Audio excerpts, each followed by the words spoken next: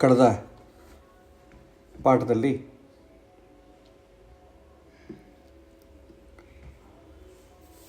ಮೋಕ್ಷ ಧರ್ಮ ಪರ್ವದ ಇಂಟ್ರೊಡಕ್ಷನ್ ನೋಡಿದ್ವಿ.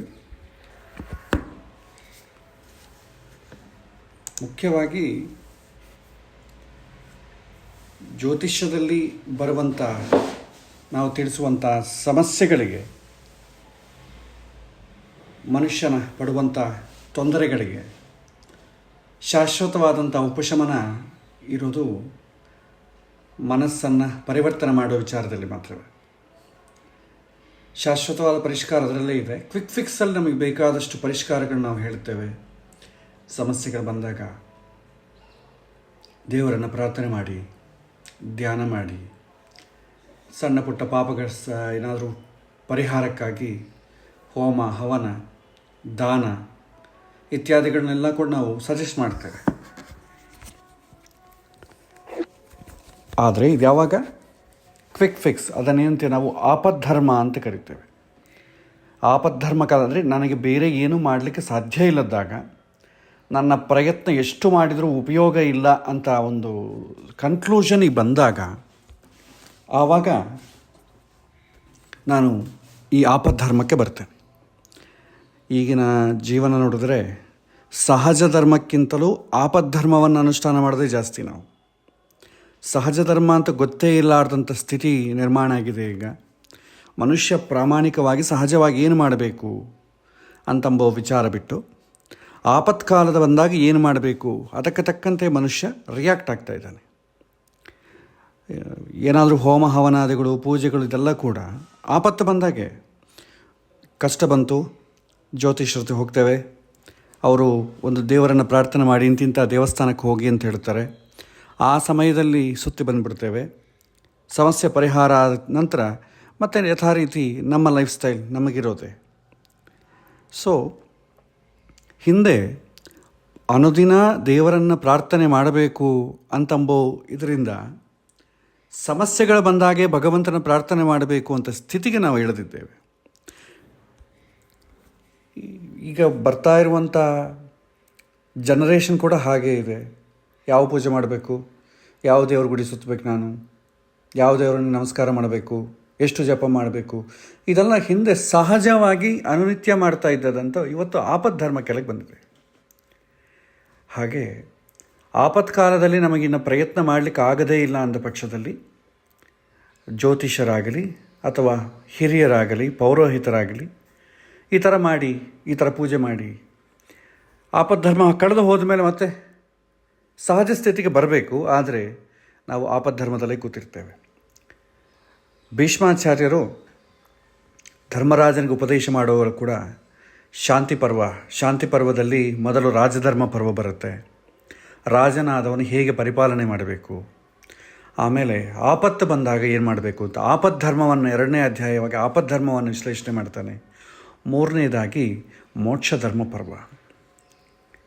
ಸೊ ಹಾಗಾಗಿ ಮನಸ್ಸು ತೊಂದರೆಗೆ ಒಳಗಾದಾಗ ಏನು ಮಾಡಬೇಕು ಅಂತ ನಮ್ಮ ಹಿರಿಯರು, ಜ್ಯೋತಿಷ್ಯರು ಅವರೆಲ್ಲ ಹೇಳ್ತಾರೆ. ಭಗವಂತನನ್ನು ಶರಣಾಗು, ಯಾವುದೋ ಒಂದು ಸ್ತೋತ್ರವನ್ನು ಪಾರಾಯಣ ಮಾಡು, ಇಂತಿಂಥ ದೇವಸ್ಥಾನಕ್ಕೆ ಹೋಗು, ಇದೆಲ್ಲ ಕೂಡ ಆಪದ್ಧರ್ಮ ಕಾಲದಲ್ಲಿ ಹೇಳ್ತಾರೆ. ಸಮಸ್ಯೆ ಬಂದ ಮೇಲೆ ಅವಲ್ಲ, ಸಮಸ್ಯೆ ಬಾರದೆ ಮುಂಚಿತವಾಗಿ ನಮ್ಮನ್ನು ಹೇಗೆ ಪ್ರಿಪೇರ್ ಮಾಡಿಕೊಳ್ಳಬೇಕು ಅಂತಂಬುದು ನಮ್ಮ ಸಹಜ ಧರ್ಮದಲ್ಲಿ ಅತಿ ಮುಖ್ಯ. ಅದು ಸಮಸ್ಯೆ ಬಂದ ಮೇಲೆ ಒಂದು ರೀತಿ, ಸಮಸ್ಯೆ ಬಾರದೆ ನೋಡಿಕೊಳ್ಳಬೇಕು. ಆರೋಗ್ಯ ವಿಚಾರದಲ್ಲಿ ಕೂಡ ಆರೋಗ್ಯ ಕೆಟ್ಟ ಮೇಲೆ ನಾವೇನು ಮಾಡ್ತೇವೆ, ಆವಾಗ ಇದಕ್ಕೆ ಹೋಗ್ತೇವೆ, ಡಾಕ್ಟರ್ ಹತ್ರ ಹೋಗ್ತೇವೆ, ಹಾಸ್ಪಿಟಲ್ಗೆ ಹೋಗ್ತೇವೆ. ಅವ್ರು ಇಂತಿಂಥ ಪದಾರ್ಥಗಳು ತಿನ್ನಬೇಡ ಅಂತ ಹೇಳ್ತಾರೆ, ಇಂತಿಂಥ ಔಷಧವನ್ನು ತೆಗೆದುಕೋ ಅಂತ ಹೇಳ್ತಾರೆ, ಇಂಥ ಥರ ಡಿಸಿಪ್ಲಿನ್ ಇರಬೇಕು ಅಂತ ಹೇಳ್ತಾರೆ. ಎಲ್ಲ ವಾಸಿ ಆದಮೇಲೆ ಅವ್ರು ಹೇಳ್ತಾರೆ ಈ ಥರ ಲೈಫ್ ಸ್ಟೈಲ್ ಬೆಳೆಸ್ಕೋ, ಇನ್ನೊಮ್ಮೆ ಬರಲ್ಲ. ಬ್ಯಾಕ್ ಪೈನ್ ಬಂತು, ದಿನಾಗೂ ಯೋಗ ಮಾಡಿ, ವಾಕಿಂಗ್ ಮಾಡಿ, ಸ್ವಲ್ಪ ಎಕ್ಸಸೈಸ್ ಮಾಡಿ, ಏನೂ ತೊಂದರೆ ಆಗಲ್ಲ. ಹೊಟ್ಟೆಗೆ ಸಂಬಂಧಪಟ್ಟ ತೊಂದರೆ ಬಂತು, ಇಂಥ ಆಹಾರವನ್ನು ತೆಗೆದುಕೊಳ್ಳಿ ಅಂತ ಹೇಳ್ತಾರೆ. ಆದರೆ ನಾವು ಆಪದ್ಧರ್ಮ ಕಾಲದಲ್ಲಿ ಸಮಸ್ಯೆ ಬಂದಾಗ ಮಾತ್ರವೇ ಡಾಕ್ಟರ್ ಹತ್ರ ಹೋಗಿ ಅದನ್ನು ಫಾಲೋ ಆಗ್ತೇವೆ. ವಾಸಿ ಆದ ಮೇಲೆ ನಮ್ಮ ಜೀವನ ನಮಗಿದ್ದಿದ್ದೆ. ಸೊ ಹಾಗಲ್ಲದೆ ಮನುಷ್ಯ ಸಮಸ್ಯೆ ಬಾರದೆ ನೋಡಿಕೊಳ್ಳುವಂಥ ಸಹಜ ಧರ್ಮಕ್ಕೆ ಒಳಗಾಗಬೇಕು. ಇಲ್ಲದೇ ಇದ್ದಾಗ ಕಷ್ಟ ಬಂದಾಗ ತುಂಬ ರೋಚಕ ಆಗುತ್ತೆ. ಆ ಸಮಯದಲ್ಲಿ ನಮಗೆ ಸಹಾಯ ಮಾಡೋರು ಸಿಗೋದು ಗ್ಯಾರಂಟಿ ಇಲ್ಲ. ಸಹಾಯ ಮಾಡೋರಿಗಿಂತಲೂ ನಮಗೆ ತೊಂದರೆ ಕೊಟ್ಟು ಎಕ್ಸ್ಪ್ಲಾಯ್ಟ್ ಮಾಡೋರೇ ಭಾಳ ಜನ ಇರ್ತಾರೆ. ನಮ್ಮ ಸಮಸ್ಯೆ ಇನ್ನೊಬ್ರಿಗೆ ಎಂಟರ್ಟೈನ್ಮೆಂಟ್ ಆಗುತ್ತೆ. ಅವನಿಗೆ ಹಾಗೆ ಆಗಬೇಕು, ಇಷ್ಟು ದಿನ ಹಾರಾಡಿದ, ಈಗ ಕಷ್ಟ ಬಂದಾಗ ಗೊತ್ತಿದೆ, ಹಿಂದೆ ಮಾತಾಡಿಕೊಳ್ತಾರೆ. ಈ ಥರ ಅವಕಾಶ ಕೊಡಬಾರ್ದು. ನಮ್ಮ ಮನಸ್ಸನ್ನು ನಾವೇ ಸರಿ ಮಾಡಿಕೊಳ್ಳಬೇಕು. ಅದಕ್ಕೆ ಈ ಮನಃಶಾಸ್ತ್ರದಲ್ಲಿ ಬಹಳಷ್ಟು ವಿಚಾರ, ಭಗವದ್ಗೀತೆ ಆಗ್ಬೋದು, ಈ ಮನಸ್ಸನ್ನು ಪರಿವರ್ತನೆ ತಂದುಕೊಂಡು ಮನಸ್ಸನ್ನು ಸಂತೋಷವಾಗಿಟ್ಟುಕೊಳ್ಳಲಿಕ್ಕೆ ಬೇಕಾದಂಥ ವಿಚಾರವೇ ಇದರಲ್ಲಿ ತಿಳಿಸುವಂಥದ್ದಾಗ್ತದೆ. ಸರಿ, ನಾವು ಹಂತ ಹಂತವಾಗಿ ನೋಡೋಣ. ಭಗವದ್ಗೀತೆಯಲ್ಲಿ 2ನೇ ಅಧ್ಯಾಯ 3ನೇ ಅಧ್ಯಾಯದಲ್ಲಿ ಜ್ಞಾನವನ್ನು ಪಡಿಬೇಕು. ಜ್ಞಾನವನ್ನು ಯಾವಾಗ ಪಡ್ತೀವೋ ಮನಸ್ಸು ಟೆನ್ಷನ್ ಆಗೋದಿಲ್ಲ. ಮನಸ್ಸು ಟೆನ್ಷನ್ ಆಗದೇ ಇರಬೇಕು. ಅದೇ ರೀತಿ ಕೆಟ್ಟ ಆಲೋಚನೆಗಳು ಮಾಡೋದ್ರಿಂದ ಮನುಷ್ಯ ಅತೃಪ್ತಿಗೊಳಗಾಗ್ತಾನೆ. ಅತೃಪ್ತಿಗೊಳಗಾದಾಗ ಅಧೋಗತಿ ಆಗ್ತದೆ. ಮನುಷ್ಯ ಯೋಚನೆ ಮಾಡ್ತಾನೆ, ಯೋಚನೆ ಮಾಡಿದ್ದು ಇಷ್ಟಪಡ್ತಾನೆ, ಇಷ್ಟಪಟ್ಟದ್ದನ್ನು ಬಯಸ್ತಾನೆ, ಬಯಸಿದ್ದನ್ನು ಹೇಗಾದರೂ ಪಡಿಬೇಕು ಅಂತ ಅಧರ್ಮ ಮಾರ್ಗದಲ್ಲಿ ಹೋಗ್ತಾನೆ. ಅಧರ್ಮ ಮಾರ್ಗಕ್ಕೆ ಹೋಗಿ ಮೋಹಪರವಶನಾಗ್ತಾನೆ. ಮೋಹಪರವಶನಾದ ನಂತರ ಬುದ್ಧಿನಾಶ ಆಗ್ತದೆ, ಬುದ್ಧಿಯಿಂದ ಆತ್ಮನಾಶ ಆಗ್ತದೆ. ಹಲವಾರು ಜನ್ಮಗಳ ಹುಡುತಾ ಪ್ರತಿಯೊಂದು ಸಲ ಮಾಡ್ತಾ ಇರುವಂಥ ಕೆಲಸ ಇದೆ. ಇದೇ ನಮಗೇನು ಮೊದಲನೇ ಜನ್ಮ ಅಲ್ಲ. ಸಮಯ ಈಗ ನಾವು ನೋಡಿದರೆ ಸಂಧ್ಯಾವಂದನ ಕಾಲದಲ್ಲಿ ನಾವು ಹೇಳ್ತೇವೆ, ಅದ್ಯ ಬ್ರಹ್ಮಣ ದ್ವಿತೀಯ ಪರಾರ್ತೆ ಶ್ವೇತವರಾಹ ಕಲ್ಪೆ ವೈವಸ್ವತಮನ್ವಂತರೇ ಕಲಿಯುಗೆ ಪ್ರಥಮ ಪಾದೆ ಜಂಬೋದ್ವೀಪೆ ಭರತವರ್ಷೆ ಭರತಖಂಡದಂಡಕಾರಣ್ಯಾಂ ಗೋದಾವರ್ಯಾಂ ದಕ್ಷಿಣೇ ತೀರೆ ಶಾಲಿವಾಂಸಿಕೆ ಬೌದ್ಧಾವತಾರೇ ರಾಮಕ್ಷೇತ್ರೇ ಅಸ್ಮಿನ್ ವರ್ತಮಾನೇನ ಚಾಂದ್ರಮಾನೇನ ಕ್ರೋಧಿನಾಮ ಸಂವತ್ಸರೇ ದಕ್ಷಿಣಾಯನೆ ಶರದೃತೋ ಆಶ್ವಯುಜಮಾಸೆ ಶುಕ್ಲಪಕ್ಷೆ ದ್ವಿತೀಯ ತಿಥಿಯಾಂ. ಈ ಥರ ಹೇಳ್ಕೊತ ಬರ್ತೇವೆ. ಇದು ನಮಗೆ ಒಂದು ರಿಥಮಿಕ್ಕಾಗಿ ಚೆನ್ನಾಗಿ ಒಳ್ಳೆಯ ವೈಬ್ರೇಷನ್ದ ಕಾಣುತ್ತೆ. ಇದು ದೇವಸ್ಥಾನದಲ್ಲಿ ಸಂಕಲ್ಪ ಹೇಳೋ ವಿಚಾರದಲ್ಲಿ, ಮನೆಗೆ ಸಂಧ್ಯಾವಂದನೆ ಮಾಡೋ ವಿಚಾರದಲ್ಲಿ, ಅಥವಾ ಯಾವುದೋ ಒಂದು ಕಾರ್ಯಕ್ರಮ ಪೂಜೆ ಮಾಡಿಸೋ ವಿಚಾರದಲ್ಲಿ ಸಂಕಲ್ಪ ಮಾಡಿದ್ದೇವೆ ಅಂತ ಅಂದ್ಕೊಳ್ತಾರೆ. ಇದಕ್ಕೆ ಅರ್ಥ ತಿಳ್ಕೊಳ್ಬೇಕು ಅಂತ ಪ್ರಯತ್ನ ಯಾರೂ ಮಾಡೋದಿಲ್ಲ. ಇದರಲ್ಲಿ ನಾವೆಲ್ಲಿದ್ದೇವೆ ಅಂತ ಹೇಳ್ತದೆ. ನಾವು ಸದ್ಯಕ್ಕೆ ಕ್ರೋಧಿನಾಮ ಸಂವತ್ಸರದಲ್ಲಿದ್ದೇವೆ. ಕಲಿಯುಗ ಪ್ರಾರಂಭವಾಗಿ 5126 ವರ್ಷ ಆಗಿದೆ. ಈಗ ನಾವು 28ನೇ ಕಲಿಯುಗದಲ್ಲಿದ್ದೇವೆ. ವೈವಸ್ವತ 7ನೇ ಮನ್ವಂತರ ಆದಂಥ ವೈವಸ್ವತ ಮನ್ವಂತರದಲ್ಲಿದ್ದೇವೆ. ಒಂದು ಮನ್ವಂತರ ಅಂತಂದರೆ 71 ಮಹಾಯುಗ. ಒಂದು ಮಹಾಯುಗ ಅಂತಂದರೆ ಕೃತ ತ್ರೇತ ದ್ವಾಪರ ಕಲಿಯುಗ. ಇಂಥ ಮನ್ವಂತರಗಳು, ಇಂಥ ಮಹಾಯುಗಗಳು 71 ಮಹಾಯುಗ ಆದರೆ ಒಂದು ಮನ್ವಂತರ. ಅಂಥ ಮನ್ವಂತರಗಳು ಈಗ 6 ಕಳೆದು ಹೋಗಿದೆ. 6 ಈ 14 ಮನ್ವಂತರಗಳು ಸೇರಿದರೆ ಬ್ರಹ್ಮದೇವರಿಗೊಂದು ದಿನ, ಆತಗೆ 360 ದಿನ ಒಂದು ವರ್ಷ. ಅಂಥದ್ದು ಬ್ರಹ್ಮದೇವರಿಗೆ ಈಗ 50 ವರ್ಷ ಆಗಿದೆ. ನಾವು ಅಸಲು ಊಹಿಸಲಿಕ್ಕೆ ಆಗೋದಿಲ್ಲ ಸೃಷ್ಟಿ ಪ್ರಾರಂಭವಾಗಿ ಎಷ್ಟು ದಿನ ಆಗಿದೆ ಅಂತ. ಅಷ್ಟು ಬಾರಿಯೂ ನಾವು ಪ್ರತಿ ಸಲ ಹುಡ್ತಾನೇ ಇದ್ದೇವೆ, ಹುಡ್ತಾ ಇದ್ದೇವೆ, ಸಾಯ್ತಾ ಇದ್ದೇವೆ, ಹುಡ್ತಾ ಇದ್ದೇವೆ, ಸಾಯ್ತಾ ಇದ್ದೇವೆ. ಆದರೆ ಸತ್ಯಾಂಶ ಮಾತ್ರ ತಿಳ್ಕೊಳ್ಳೋವಂಥ ಪ್ರಯತ್ನ ಮಾಡ್ತಾ ಇಲ್ಲ. ಏಕೆಂದರೆ ಆಪದ್ಧರ್ಮವೇ ನಮ್ಮ ಜೀವನ ಧರ್ಮ. ಆದ್ದರಿಂದ ತಿಳ್ಕೊಳ್ಬೇಕು. ಕಷ್ಟ ಬಂದಾಗ ಬೇರೆ ವರ್ತನೆ ಮಾಡೋಣ, ಆದರೆ ಕಷ್ಟ ಇಲ್ಲದಾಗ ಸತ್ಯಾಂಶವಾದರೂ ತಿಳ್ಕೊಳ್ಬೇಕಲ್ಲ. ಅದು ತಿಳ್ಕೊಂಡಾಗೆ ನಾವು ಸಹಜ ಧರ್ಮಕ್ಕೆ ಬರ್ತೇವೆ, ಇಲ್ಲದ್ರೆ ಸಾಧ್ಯ ಇಲ್ಲ. ಇಷ್ಟು ಪೀಠಿಕೆಯನ್ನು ಹೇಳ್ತಾ, ಕಳೆದ ಬಾರಿ ಧರ್ಮರಾಜ ಕೇಳಿದಂಥ ಒಂದು ಪ್ರಶ್ನೆ, ಆ ಪ್ರಶ್ನೆ ಹೀಗಿದೆ: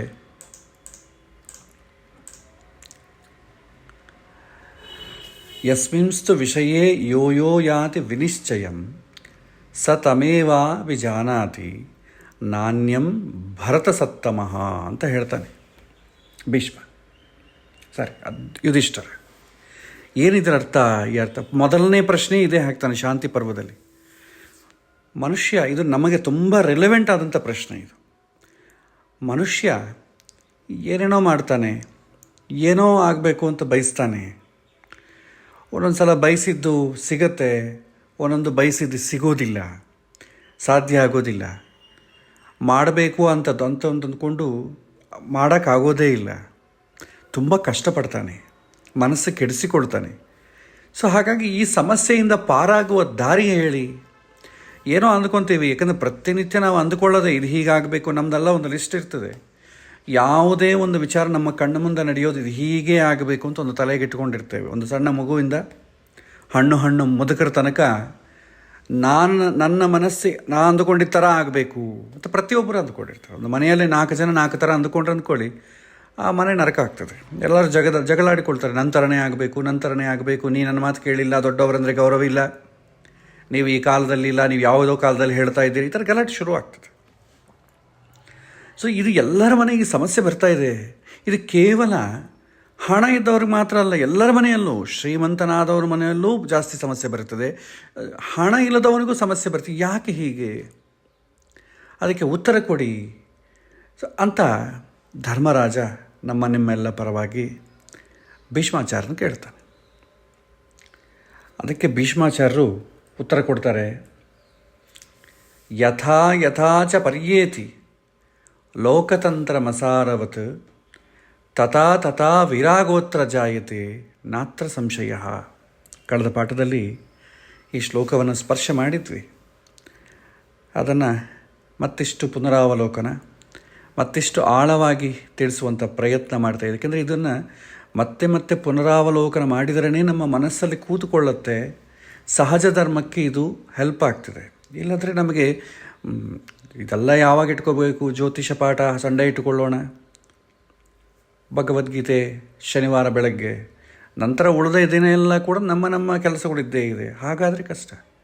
ಅನುನಿತ್ಯ ಯಾವುದೋ ಒಂದು ಸಮಯ ಇಟ್ಟು ಸ್ವಲ್ಪ ಆದರೂ ಮನಸ್ಸಿಗೆ ಹತ್ತಿಸ್ತಾ ಇದ್ದರೆ ಅದು ಗೊತ್ತಾಗ್ತದೆ, ಅದು ಹಿಡ್ಕೊಳ್ಳುತ್ತದೆ. ಸೊ ಭೀಷ್ಮಾಚಾರ್ಯರು ಹೇಳೋದು ಇದನ್ನೇ. ಭೀಷ್ಮಾಚಾರ್ಯ ಹೇಳ್ತಾರೆ, ಯಥಾಯ ಪರ್ಯೇತಿ. ಮನಸ್ಸಿಗೆ ನಾವು ದಿನಾ ಒಂದು ವಿಷಯ ಹೇಳ್ತಾ ಇರಬೇಕು. ಏನ ವಿಷಯ? ಈ ಬದುಕನ್ನು ನೋಡು, ಈ ಜೀವನವನ್ನು ತೀಕ್ಷ್ಣವಾಗಿ ನೋಡು, ಸುಮ್ಮನೆ ಕಣ್ಣು ಮುಚ್ಚಿ ಕುತ್ಕೋಬೇಡ, ಅದನ್ನು ಪೂರ್ತಿ ಸೂಕ್ಷ್ಮವಾಗಿ ಅಬ್ಸರ್ವ್ ಮಾಡು. ಯಥಾಚ ಪರ್ಯೇತಿ ಲೋಕತಂತ್ರ ಬಸಾರವತು. ಏನು ಹೇಳ್ತಾರೆ? ಜೀವನವನ್ನು ಅನುಭವಿಸು.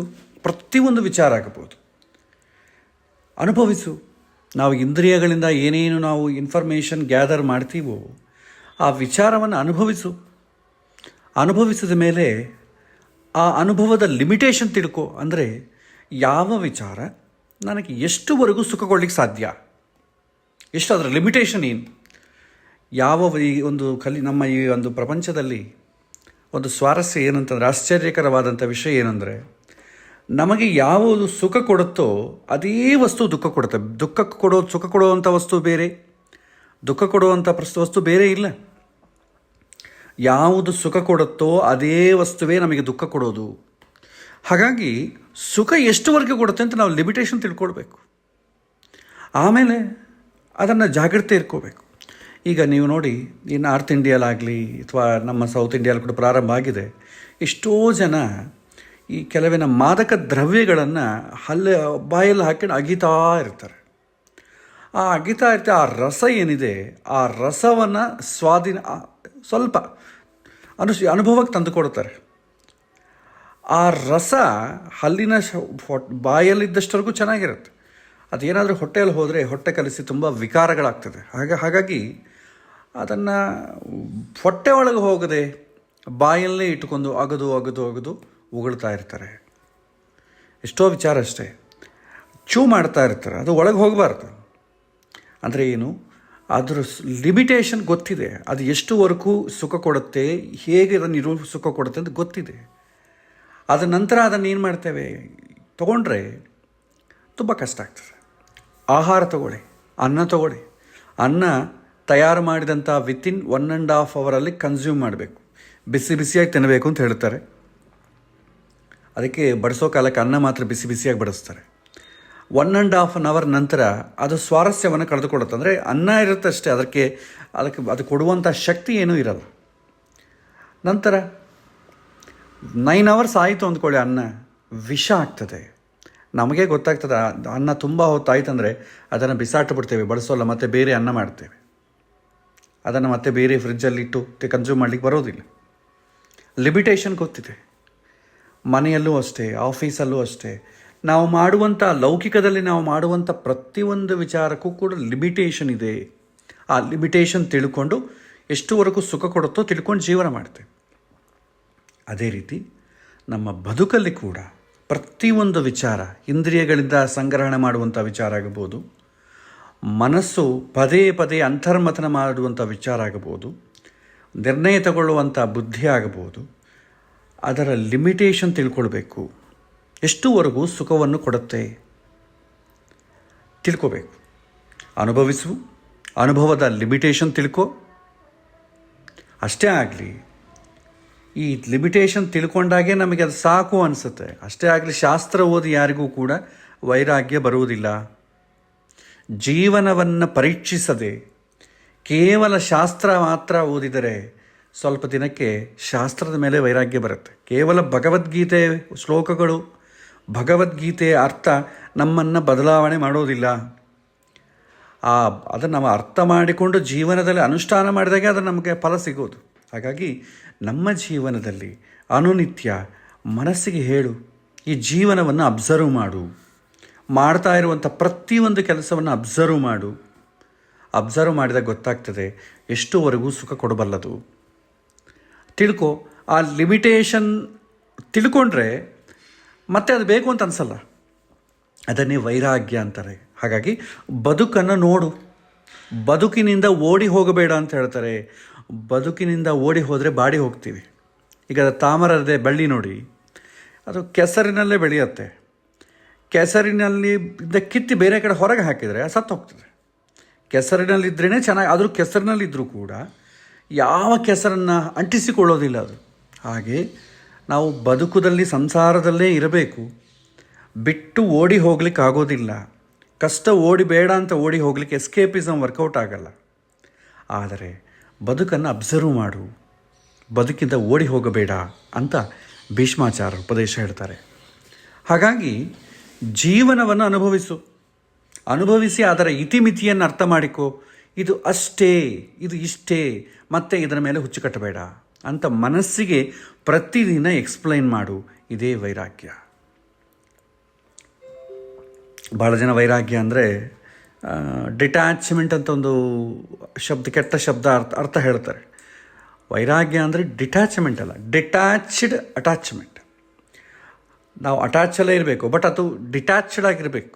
ಅದನ್ನು ಪೂರ್ತಿ ಮನಸ್ಸಿಗೆ ಹಚ್ಚಿಕೊಳ್ಳಬಾರದು ಅಂತಾರೆ. ಸೊ ಇದು ಬದುಕು.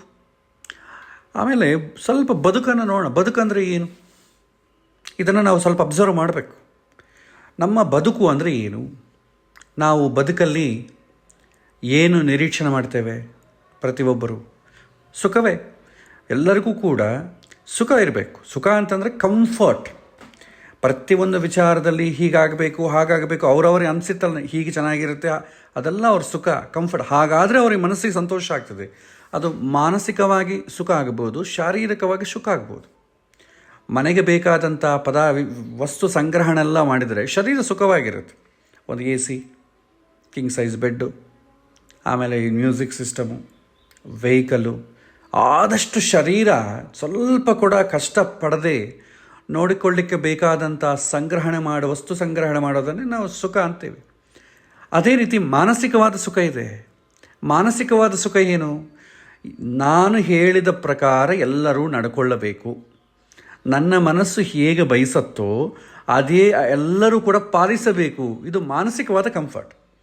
ಶಾರೀರಿಕವಾದ ಕಂಫರ್ಟ್ ಎಲ್ಲರಿಗೂ ಸಾಧ್ಯ ಇಲ್ಲ, ದುಡ್ಡಿದ್ದವನಿಗೆ ಮಾತ್ರವೇ ಸಾಧ್ಯ. ಬಟ್ ಮಾನಸಿಕವಾದ ಕಂಫರ್ಟ್ ಬಂದು ಒಬ್ಬ ಬಡತನದಲ್ಲಿದ್ದವನು ಕೂಡ ಅವನ ಮನೆಯಲ್ಲಿ ನೀವು ತಪ್ಪು ಮಾಡ್ತಾಯಿದ್ದೀರಿ, ಹೀಗೆ ಮಾಡಿ, ನಾನು ಹೇಳಿದಾಗ ಮಾಡಿ ಅಂತ ಹೇಳ್ತಾರೆ. ನಾನು ಹೇಳಿದ್ದು ಕೇಳಲೇ ಇಲ್ಲ, ನಾನು ಇಷ್ಟೆಲ್ಲ ಹೇಳಿದ್ದೀನಿ, ಈಗ ಅನುಭವಿಸು. ಸೊ ಈ ರೀತಿ ವಾದನೆಗಳು ಯಾಕೆ? ಯಾಕೆಂದರೆ ನಾವು ಹೇಳಿದ ರೀತಿಯಲ್ಲಿ ಮನೆಗೆ ಹೆಂಡತಿ, ಗಂಡ, ಮಕ್ಕಳು, ತಂದೆ, ತಾಯಿ, ಪ್ರಪಂಚ, ಸಮಾಜ ಕೇಳಿದರೆ ಆವಾಗ ನಮಗೆ ಕಂಫರ್ಟ್ ಆಗ್ತದೆ, ಮನಸ್ಸು ನೆಮ್ಮದಿ ಆಗ್ತದೆ. ಆದರೆ ನಿತ್ಯ ಜೀವನದಲ್ಲಿ ಇದು ಸಾಧ್ಯ ಆಗಲ್ಲ. ಒಬ್ಬೊಬ್ಬರ ಮನಸ್ತತ್ವ ಒಂದೊಂದು ರೀತಿಯಲ್ಲಿರ್ತದೆ. ಎಲ್ಲರಿಗೂ ಅಷ್ಟೇ, ಪ್ರತಿಯೊಬ್ಬರಿಗೂ ಅವನ ಮನಸ್ಸಲ್ಲಿದ್ದದ್ದೇ ಹೊರಗೆ ಪ್ರಪಂಚದಲ್ಲಿ ನಡಿಬೇಕು ಅಂತ ಇರುತ್ತೆ. ಹಾಗಾಗಿ ಕಂಫರ್ಟ್ ಸಿಗಲ್ಲ. ಸೊ ಪ್ರತಿಯೊಬ್ಬನು ಬಯಸೋದೇನು? ಸುಖವನ್ನು. ಸುಖ ಅಂತಂದರೆ ಶಾರೀರಿಕವಾದಂಥ ವಸ್ತು ಸಂಗ್ರಹಣೆ ಸಂಬಂಧಪಟ್ಟ ಸುಖವನ್ನೇ ಅಂದುಕೊಳ್ಬೇಡಿ ಯಾರು. ನನ್ನ ಮನಸ್ಸಿಗೆ ಅಂದುಕೊಂಡಿದ್ದು ಆಗಬೇಕು ಅಂತ, ಅದು ಕೂಡ ಸುಖವೇ. ಅದನ್ನು ಕೂಡ ಪ್ಲೆಷರ್ ಅಂತಲೇ ಅಂತಾರೆ ಶಾಸ್ತ್ರದಲ್ಲಿ. ಈಗ ಈ ಥರ ಆಗಬೇಕು, ನನಗೆ ಶಾರೀರಿಕವಾಗಿ ಮಾನಸಿಕವಾಗಿ ಸುಖ ಆಗಬೇಕು ಅಂದ್ರೆ ಏನು ಮಾಡಬೇಕು? ದುಡ್ಡು ಬೇಕು. ವಸ್ತುಗಳನ್ನು ಕೊಂಡ್ಕೋಬೇಕಾದ್ರೂ ದುಡ್ಡು ಬೇಕು. ಯಾರಾದರೂ ನಾನು ಹೇಳಿದ ಮಾತು ಕೇಳಬೇಕು ಅಂದ್ರೂ ದುಡ್ಡು ಬೇಕು. ದುಡ್ಡು ಬೇಕು, ದುಡ್ಡಿನಿಂದ ಅಧಿಕಾರ ಬೇಕು. ಹಾಗೆ ಏನು ಮಾಡ್ತಾನೆ, ಪವರ್ ಯಾರಿಗಿರ್ತದೋ ಅವನು ಹೇಳಿದ ಮಾತು ಸಮಾಜ ಕೇಳುತ್ತೆ. ಪವರ್ ಯಾರಿರ್ತೋ ಅವನು ಹೇಳಿದ ಮಾತು ಮನೆಗಿರೋರೆಲ್ಲ ಕೇಳ್ತಾರೆ. ಪವರ್ ಇಲ್ಲದ್ರೆ ಯಾರೂ ಕೇಳಲ್ಲ. ಸೊ ದುಡ್ಡನ್ನು ಎಲ್ಲರಿಗೂ ಇದೆಲ್ಲ ಬೇಕಂದ್ರೆ ಏನು ಮಾಡಬೇಕು? ದುಡ್ಡು ಬೇಕು. ದುಡ್ಡನ್ನು ದುಡ್ಡಿಗೋಸ್ಕರ ಯಾರೂ ಗಳಿಸುವುದಿಲ್ಲ. ದುಡ್ಡಿನಿಂದ ನಾವು ಬಯಸಿದ್ದನ್ನು ಪರ್ಚೇಸ್ ಮಾಡಲಿಕ್ಕೆ ಬರುತ್ತೆ. ಹಾಗಾಗಿ ದುಡ್ಡು ಬೇಕು. ಮನುಷ್ಯ ಒಟ್ಟಿಗೆ ಬಯಸೋದು ಏನು ಅಂತಂದರೆ, ನಾನು ಸುಖ ಪಡಬೇಕು. ಅದು ಯಾವುದಾದ್ರೂ ಆಗ್ಬೋದು. ಅದು ಯಾವುದಾದ್ರೂ ಒಂದು ವಿಧಾನ, ನಿಜವಾದ ದಾರಿ ಅಲ್ಲದ್ರೆ ದಾರಿ ತಪ್ಪಿ ಆದರೂ ಸರಿ, ನಾನು ಸುಖ ಪಡಲೇಬೇಕು ಅಂತ ಬಯಸ್ತಾನೆ. ಹೀಗೆ ಮನುಷ್ಯ ಸುಖದ ಬೆನ್ನು ಹತ್ತಿ ಹೋಗ್ತಾನೇ ಇದ್ದಾನೆ. Human being is after bliss. So ಇಲ್ಲಿ ನಾವು ಹೇಳಬೇಕು, ಮನಸ್ಸಿಗೆ ಇದೆಲ್ಲ ಅಬ್ಸರ್ವ್ ಮಾಡಬೇಕು. ಮನುಷ್ಯ ಬಯಸುವಂಥ ಸುಖ ಪಡೆಯೋ ವಿಧಾನ ಒಂದು ಸಲ ನೋಡಿದ್ರೆ, ಹೇಗೆ ಪಡ್ತಾನೆ ಸುಖ ಪಡೆಯೋದು ಅಂತ ನೋಡಿದ್ರೆ, ಬೆಳಗ್ಗೆ ಇಂದ ರಾತ್ರಿ ತನಕ ದುಡಿಯೋದು. ಇವತ್ತು ನಾನು ಬೆಳಗ್ಗೆಯಿಂದ ಸಂಜೆ ತನಕ ದುಡಿದ್ರೆ ಕೈ ತುಂಬ ಸಂಬಳ ಬರುತ್ತೆ, ನಾಳೆ ಸುಖವಾಗಿರಬಹುದು ಅಂತ. ಸೊ ನಾಳಿನ ಸುಖಕ್ಕೋಸ್ಕರ ನಾವು ಇವತ್ತು ಪಡುವಂಥ ಪಾಡು. ಹಾಗಾದರೆ ಇವತ್ತು ಒಂದು ದಿನ ಕಷ್ಟಪಟ್ಟರೆ ನಾಳಿನ ದಿನ ಸುಖ ಪಡ್ಬೋದು. ಸರಿ, ಒಂದು ದಿನ ಸುಖ ಪಟ್ಟರೆ ಸಾಕ? ಮತ್ತು ನಾಡಿದ್ದು ಕೂಡ ಸುಖ ಪಡಬೇಕಲ್ಲ. ನಾಡಿದ್ದು ಸುಖ ಪಡ್ಬೇಕಾದ್ರೆ ಏನು ಮಾಡಬೇಕು? ಮತ್ತು ನಾಳೆಯೂ ಕಷ್ಟಪಡಬೇಕು. ಅಂದರೆ ಒಟ್ಟಾಗಿ ನೋಡಿದ್ರೆ ಸುಖ ಎನ್ನುವುದು ಅಂದರೆ ಏನಂತಂದರೆ ಫ್ಯೂಚರಾಲಜಿ. ಅಂದರೆ ನಾಳೆ ಅಂಬೋದು ಬರೋದೇ ಇಲ್ಲ. ನಾವು ದಿನಾಗೂ ಕಷ್ಟಪಡ್ತಾ ಇರ್ತೇವೆ. ವಾರದಲ್ಲಿ 6 ದಿನ ಆಫೀಸಿಗೆ ಹೋಗೋದು ಯಾಕೆ? ವೀಕೆಂಡ್ಸ್ ಹೊರಗೆ ಹೋಗಲಿಕ್ಕೆ. ವೀಕೆಂಡ್ಸ್ ಹೊರಗೆ ಹೋಗ್ಲದು ಕೂಡ ಸಮಸ್ಯೆ. ಅಲ್ಲಿ ಕೂಡ ಕಷ್ಟಗಳು ಭಾಳ ಇರ್ತವೆ. ನಾಳಿನ ಸುಖಕ್ಕೋಸ್ಕರ ಇವತ್ತು ಪಡುವಂಥ ಕಷ್ಟ. ಒಟ್ಟಾಗಿ ನೋಡಿದ್ರೆ ಸುಖ ಎನ್ನುವುದು ಫ್ಯೂಚರಾಲಜಿ. ಅದು ಫ್ಯೂಚರ್ಲಿ ಬರುತ್ತೆ. ನಾಳೆ ಸುಖ ಪಡಬಹುದು. ನಾಳಿನ ಸುಖಕ್ಕೋಸ್ಕರ ನಾಳಿನ ಸುಖವನ್ನು ನಿರೀಕ್ಷಿಸ್ತಾ ಆ ನಾಳೆಗೋಸ್ಕರ ಎಲ್ಲ ಇವತ್ತುಗಳನ್ನು ಒದ್ದಾಡುವುದಕ್ಕೆ ಜೀವನ ಅಂತ ಹೆಸರು. ಇದು ಶಾಸ್ತ್ರಕಾರ ಹೇಳ್ತಾರೆ. ಸೊ ಜೀವನ ಅಂತಂದರೆ ಒದ್ದಾಡುವುದು. ಸುಖ ಉಂಟು ಅಂತ, ಸುಖ ಇರುತ್ತೆ ಅಂತ ನಿರೀಕ್ಷಣೆ ಮಾಡ್ತಾ ಒದ್ದಾಡೋದು. ಅದು ಯಾವಾಗ? ಇನ್ನು ಫ್ಯೂಚರ್. ಆ ನಾಳೆ ಬರೋ ಮುಂಚೆನೇ ಇವನು ಯಾವಾಗೋ ಸತ್ತು ಹೋಗಿರ್ತಾನೆ. ಕೊನೆಗೆ ಯಾರೋ ಸುಖ ಪಡ್ತಾರೆ, ಯಾರು ಸುಖ ಪಡ್ತಾರೋ ಗೊತ್ತಿಲ್ಲ. ಮಕ್ಕಳು ಸುಖ ಪಡ್ಬೋದು, ದುಡ್ಡು ದೋಚಿದವರು ಸುಖ ಪಡ್ಬೋದು, ಸರ್ಕಾರ ಸುಖ ಪಡ್ಬೋದು. ಹಾಗಾಗಿ ಸುಖಕ್ಕೋಸ್ಕರ ಸುಖ ಪಡುವುದಲ್ಲ, ಸುಖಕ್ಕೋಸ್ಕರ ಕಷ್ಟಪಡುವುದಕ್ಕೆ ಜೀವನ ಅಂತ ಹೆಸರು. ಸುಖ ಬರುತ್ತೆ ಅಷ್ಟೇ, ಅದಕ್ಕೆ ಯಾವಾಗ ಬರ್ತೋ ಗೊತ್ತಿಲ್ಲ. ಸುಖಕ್ಕೆ ಒಂದು ಅಬ್ಸರ್ವ್ ಮಾಡಿ, ನಮ್ಮ ಜೀವನವನ್ನೇ ಅಬ್ಸರ್ವ್ ಮಾಡಿದರೆ ಸುಖಕ್ಕೆ ಫ್ಯೂಚರ್ ಟೆನ್ಸ್ ಇದೆ, ಪಾಸ್ಟ್ ಟೆನ್ಸ್ ಇದೆ, ಆದರೆ ಪ್ರೆಸೆಂಟ್ ಟೆನ್ಸ್ ಇಲ್ಲ. ಪಾಸ್ಟ್ ಟೆನ್ಸ್ಲಿ ಆದಂಥ ದುಃಖದ ನೆನಪು ಕೂಡ ಸುಖ ಕೊಡುತ್ತೆ. ಒಂದು ಎಕ್ಸಾಂಪಲ್ ನೋಡಿ, ಯಾರೋ ಒಬ್ಬ ಮನುಷ್ಯ ರೋಡಲ್ಲಿ ಹೋಗ್ತಾ ಇರ್ತಾನೆ. ಇದ್ದಕ್ಕಿದ್ದಾಗ ಒಂದು ಟ್ರಕ್ ಬರುತ್ತೆ. ಟ್ರಕ್ಕು ಕೆಳಗೆ ಬಿದ್ದು ಬಿಡ್ತಾನೆ. 2 ಟೈರಿನ ಮಧ್ಯದಲ್ಲಿ ಸೇರಿಕೊಂಡು ಸೇಫಾಗಿ ಹೊರಗೆ ಬಂದುಬಿಡ್ತಾನೆ. ಸತ್ತು ಹೋದೆ ಅಂತ ತಿಳ್ಕೊಂಡ, ಆದರೆ ಏನೂ ಆಗಲಿಲ್ಲ, ಹೊರಗೆ ಬಂದ. ಅವನಿಗೆ ಯಾಕೆಂದರೆ ಮತ್ತೆ ನೆನಪಿಸ್ಕೊಳ್ತಾನೆ, ನಾನು ಟ್ರಕ್ ಕೆಳಗೆ ಬಿದ್ದು ಹೋಯಿದ್ದೆ, ನನಗೇನೂ ಆಗಲಿಲ್ಲ. ಅದು ಸುಖ ಕೊಡುತ್ತೆ. ಯಾಕೆಂದರೆ ತನಗೇನೂ ಆಗಲಿಲ್ವಲ್ಲ, ಅದನ್ನು ನೆನಪಿಸ್ಕೊಂಡು ಸುಖ ಪಡ್ತಾನೆ. ನಮ್ಮ ಜೀವನದಲ್ಲಿ ನಾವು ಎಷ್ಟೋ ದುಃಖದ ಮೂಮೆಂಟ್ಸನ್ನು, ನನ್ನನ್ನು ದೇವರು ಪಾರು ಮಾಡಿದ, ನಾನು ಹೊರಗೆ ಬಂದುಬಿಟ್ಟೆ, ನನಗೆ ತುಂಬ ಕಷ್ಟಪಟ್ಟು ಒದ್ದಾಡಬೇಕಾಯಿತು, ನನಗೆ ಇವಾಗ ಅದಿಲ್ಲ, ಸಂತೋಷ, ದೇವರು ನನಗೆ ಕಾಪಾಡಿದ, ನಾನು ಆ ರೋಗ ಅಂದ್ಕೊಂಡಿದ್ದೆ, ಆ ರೋಗ ಆಗಲಿಲ್ಲ. ಅಂದರೆ ದುಃಖದ ನೆನಪು ಕೂಡ ಸುಖ ಕೊಡುತ್ತೆ. ಯಾವಾಗ? ಪಾಸ್ಟ್ ಟೆನ್ಸ್ಲಾದಂಥ ದುಃಖದ ನೆನಪು. ಸೊ ಹಿಂದೆ ಅದನ್ನು ನೆನಪಿಸಿಕೊಂಡು ಸುಖ ಪಡಬೇಕು. ಸೊ ಇಲ್ಲ ಮುಂದೆ ಆಗತ್ತೆ ಅಂತ ಸುಖ ಪಡಬೇಕು. ಫ್ಯೂಚರ್, ಮುಂದೆ ಏನಾದರೂ ಸುಖ ಬರಬಹುದು ಅಂತ ಸುಖ. ನಾಳೆ ಮದುವೆ ಆಗತ್ತೆ, ಒಳ್ಳೆಯ ಚಂದದ ಹೆಂಡತಿ ಬರ್ತಾಳೆ, ಸ್ವರ್ಗ ಸುಖಗಳು ಮನೆ ಬರುತ್ತೆ, ಒಳ್ಳೆ ಗಂಡ ಸಿಗ್ತಾನೆ, ನಾನು ಈ ಪ್ರಪಂಚವನ್ನು ಯಾತ್ರೆಲ್ಲ ಮಾಡಬಹುದು, ನಾನು ಎಲ್ಲರ ಮುಂದೆ ಈ ಟಿ ವಿಯಾಗಿ ನಿಂತುಕೊಳ್ಳಬಹುದು, ಇದೆಲ್ಲ ಎಕ್ಸ್ಪೆಕ್ಟ್ ಮಾಡ್ತೇವೆ. ಮದುವೆ ಆಯಿತು, ಒಂದು ತಿಂಗಳಾದ ಮೇಲೆ ಕೇಳಿದ್ರೆ ಸುಖ ಉಂಟು, ಸ್ವರ ಚೇಂಜ್ ಆಗಿಬಿಡ್ತದೆ. ಇದೆ ರೀ, ಸುಖ ಇದೆ. ಮದುವೆಗೆ ಮುಂಚೆ ಎಕ್ಸ್ಪೆಕ್ಟ್ ಮಾಡೋದು ಬೇರೆ, ಮದುವೆ ಆದಮೇಲೆ ಎಕ್ಸ್ಪೆಕ್ಟ್ ಮಾಡೋದು ಬೇರೆ. ಹಾಗಾಗಿ ಎಕ್ಸ್ಪೆಕ್ಟೇಷನ್ಲಿ ಆನಂದವೇ ಹೊರತು we don't get what we expect. ಆಗ ಏನಾಗುತ್ತೆ, ನಾವು ಅಂದುಕೊಂಡಿದ್ದು ಭಾರತದಲ್ಲಿ ಏನಾಗುತ್ತೆ, ಡಿಸಪಾಯಿಂಟ್ಮೆಂಟ್ ಆಗುತ್ತೆ. ಸೊ ಹಾಗಾಗಿ ಜೀವನ ಅಂತಂದರೆ ಒಂದು ರೀತಿಯಿಂದ series of disappointments. It is not please, it is not enjoyment, it is series of disappointment. ಯಾಕೆಂದರೆ ಫ್ಯೂಚರ್ಲಿ ಸುಖ ಬರುತ್ತೆ ಅಂತ ಇವತ್ತು ಕಷ್ಟಪಡ್ತೇವೆ.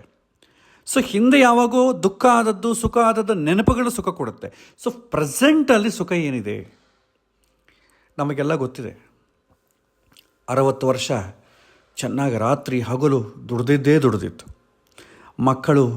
ಮಕ್ಕಳ ಜೊತೆ ಟೈಮ್ ಸ್ಪೆಂಡ್ ಮಾಡೋಕ್ಕೆ ಸಮಯ ಇಲ್ಲದೆ, ತಂದೆ ತಾಯಿಗಳ ಜೊತೆ ಟೈಮ್ ಸ್ಪೆಂಡ್ ಮಾಡೋಕ್ಕೆ ಸಮಯ ಇಲ್ಲದೆ, ಬಂಧು ಬಳಗದ ಫಂಕ್ಷನ್ಸಿಗೆ ಹೋಗ್ಲಿಕ್ಕೂ ಟೈಮ್ ಇಲ್ಲದೆ, ಅದು ಓದ್ಕೊಳ್ಳೋದಾಗ್ಬೋದು ಅಥವಾ ಉದ್ಯೋಗ ಆಗ್ಬೋದು, ಬೇರೆ ದೇಶದಲ್ಲಿ ಇರೋದಾಗ್ಬೋದು, ಬರೀ ದುಡ್ದಿದ್ದು. 60 ವರ್ಷದ ನಂತರ ಎಂಜಾಯ್ ಮಾಡೋಣ. ಯಾಕಂದರೆ ಈಗಿಂದ ದುಡಿದ್ರೆ 60 ವರ್ಷ ಆದಮೇಲೆ ಒಳ್ಳೆ ಮನೆ ಕಟ್ಟಿಕೊಂಡು, ಮಕ್ಕಳಿಗೆ ಮದುವೆ ಮಾಡಿ, ಮನೆ ಮುಂದೆ ಈಸಿ ಚೇರ್ ಹಾಕ್ಕೊಂಡು, ಈ ಸುಖವನ್ನು, ಈ ಒಂದು ಎಲ್ಲ ಪ್ರಪಂಚವನ್ನು ನೋಡ್ತಾ, ಹಾಗೆ ಹೆಂಡತಿ ಜೊತೆ ಮಾತಾಡ್ಕೊಳ್ತಾ ಆರಾಮಾಗಿ ಇರಬೇಕು ಅಂತ ಪ್ರತಿಯೊಬ್ಬನ ತಲೆಯಲ್ಲಿ.